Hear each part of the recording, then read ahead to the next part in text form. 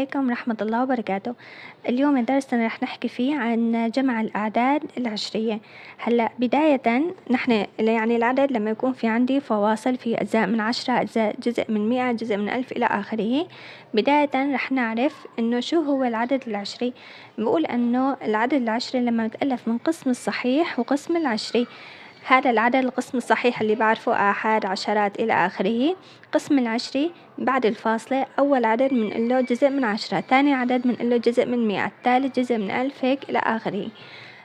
طيب كيف بدي أجمع عددين عشرين؟ هلا عندي أول شي بالمثال 1.3 وعندي زائد 2.5.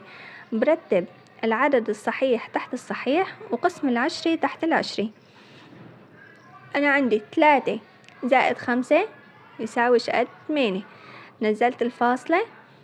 1 زائد 2 شد يساوي 3.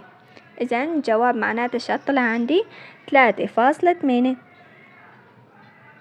ننتقل للمثال الثاني. المثال الثاني أنا عندي 3 زائد 4.2. طيب مثل ما اتفقنا إنه قسم الصحيح تحت الصحيح والعشري تحت العشري 4.2.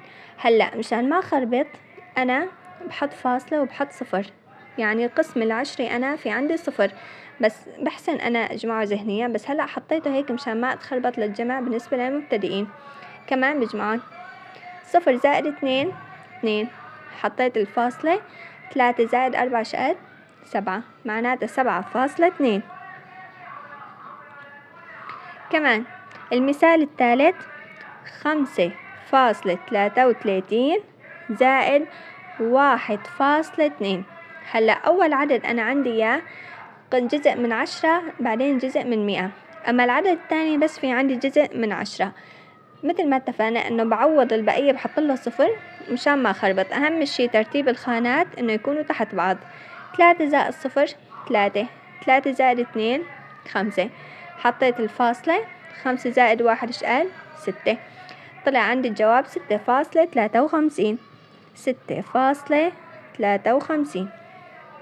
كمان المثال الأخير 23.1 زائد 11. بدي أجمعها مع 11.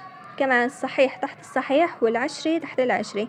ما في عدد عشري بعوض مكانه أصفار مشان ما خربط بالجمع.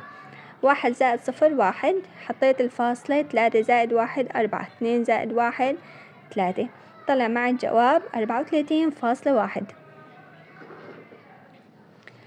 أهم شي بجمع الأعداد العشرية هو الترتيب. أهم شي ترتيب الخانات. بالنسبة لقسم الصحيح آحاد تحت الآحاد، عشرات تحت العشرات مثل هذا المثال، والفاصلة تحت الفاصلة.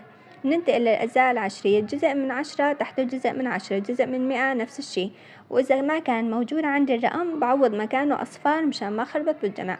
بالتوفيق للجميع.